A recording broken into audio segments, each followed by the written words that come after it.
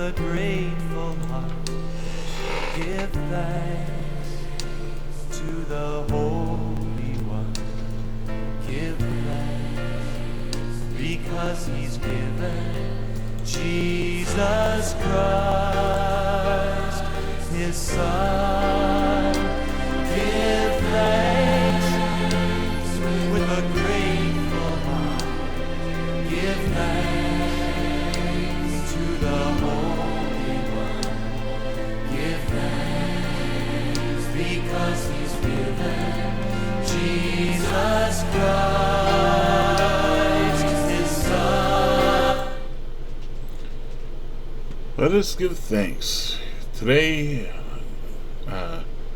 is going to be the Bible study for August, and we're going to do Ecclesiastes.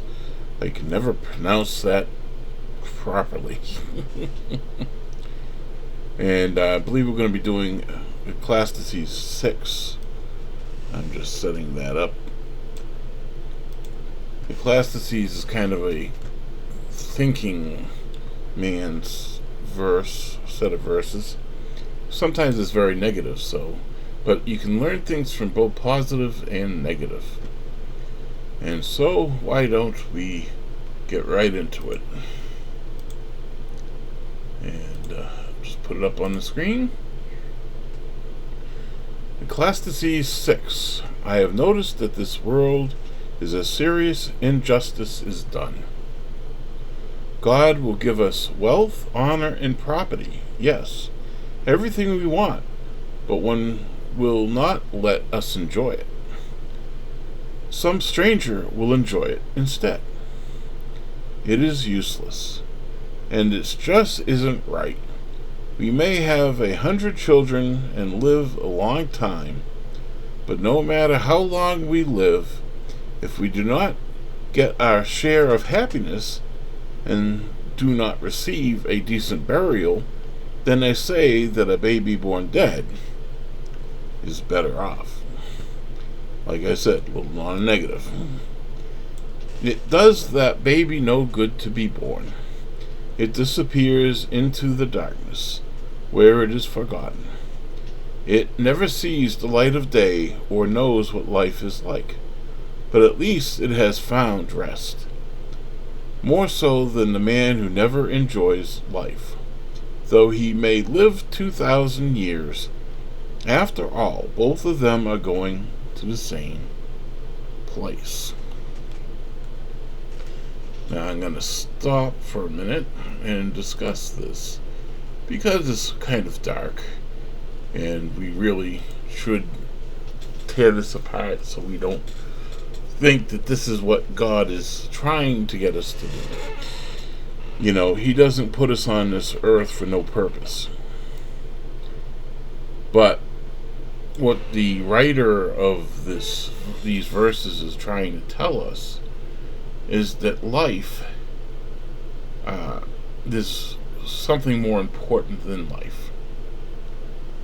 You know, you can have property, you can have wealth, you can have all these things, but they're only temporary. Why? Because we only live on this earth for 100 years. We have eternity with God.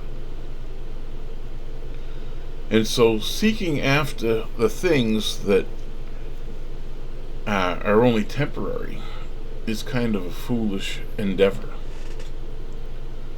No matter how long we live, you know, it's only temporary. And our children will be the ones who benefit from all our hard work. Now, this is assuming that all there is in life is life itself. And so he says you might as well have a little happiness while you're here. And sometimes people use that as an excuse to not have faith. You know, they ignore the eternal, and they only think about their happiness here. I better grab it while I can. I think that being in the middle somewhere is where we should be. You don't have to be miserable all your life and have absolutely nothing all your life. But at the same time, that can't be your life because it's only temporary. Personally, I think that we're here on this earth to have the opportunity to choose God. And you don't want to squander that because that's eternal. After all, both of them are going to go to the same place. Whether you are old or young, or anyone rich or poor, we're all going to the same place. We do all our work just to get something to eat, but we never have enough. How are the wise better off than the fools? What good does it do the poor to know how to face life? It is useless. It is like chasing the wind. It is better to be satisfied with what you have than to always be wanting something else.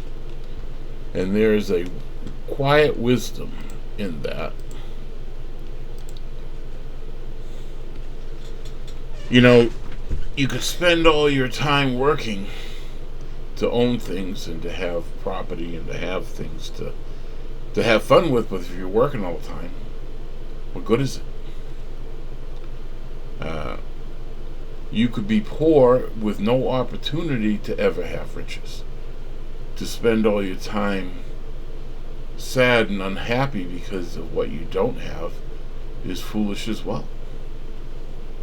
Find happiness with your place in life, and you'll find happiness. You don't have to be rich to be happy. You don't have to be poor to be happy.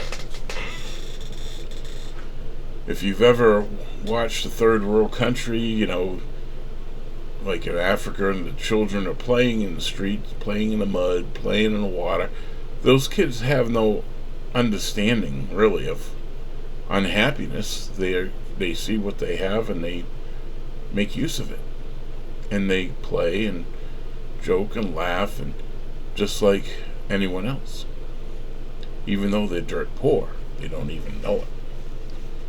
Well, that is true for us as well. You don't have to be rich to have happiness. You just have to seek to be happy with what you have.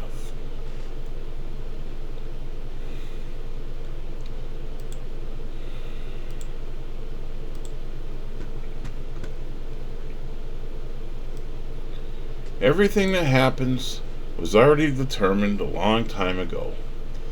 And we all know that you cannot argue with someone who is stronger than you.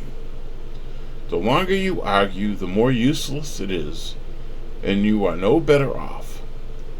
How can anyone know what is best for us in this short, useless life of ours? A life that passes like a shadow.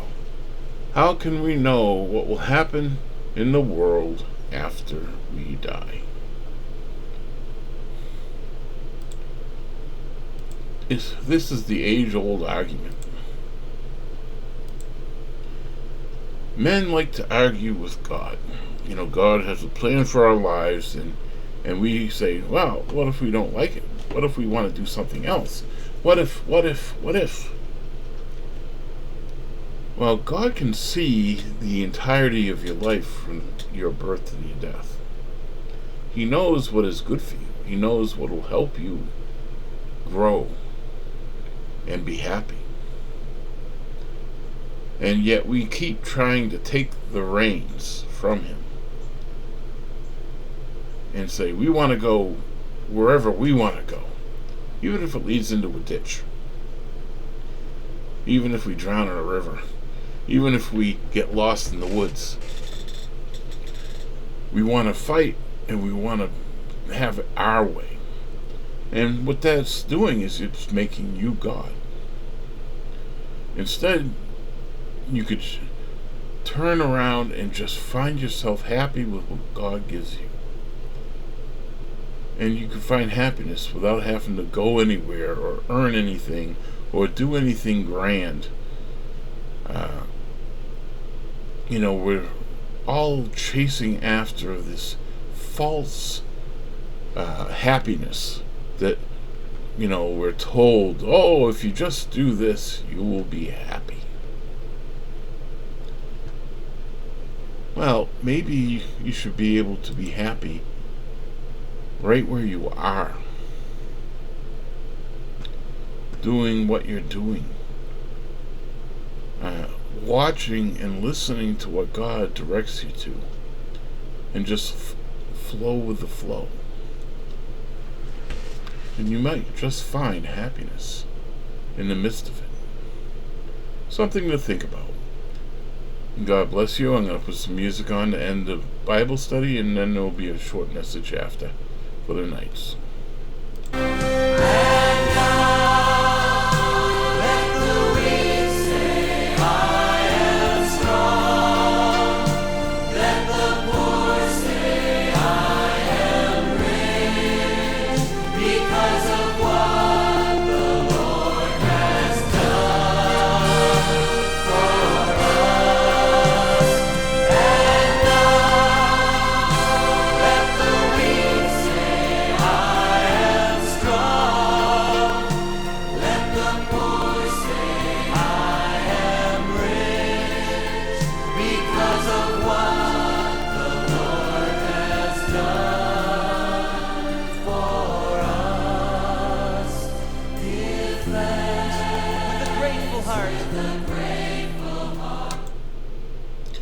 Give thanks with a grateful heart.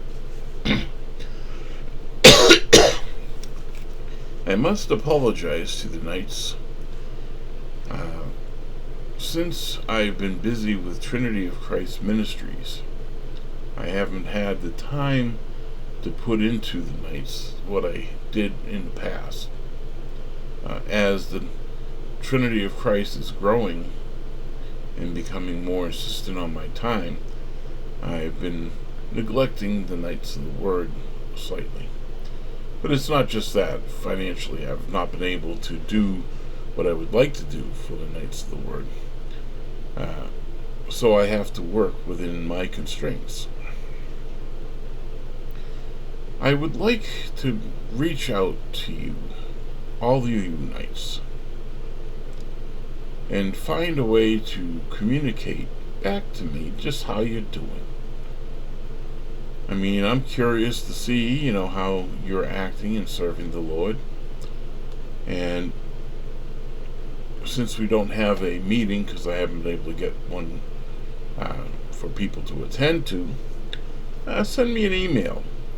Just send it to Andy at Andy, let me redo this.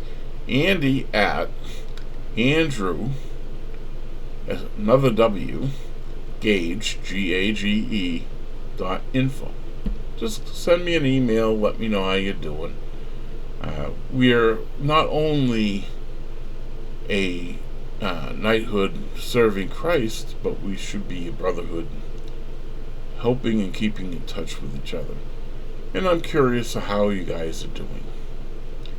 I do have some people who do keep in touch and who are like parts of the Bible studies that we put on, and I am very grateful that they are there, and it helps build us up as a whole. So God bless you, take care. I hope you have a good summer, a good August, and we love you.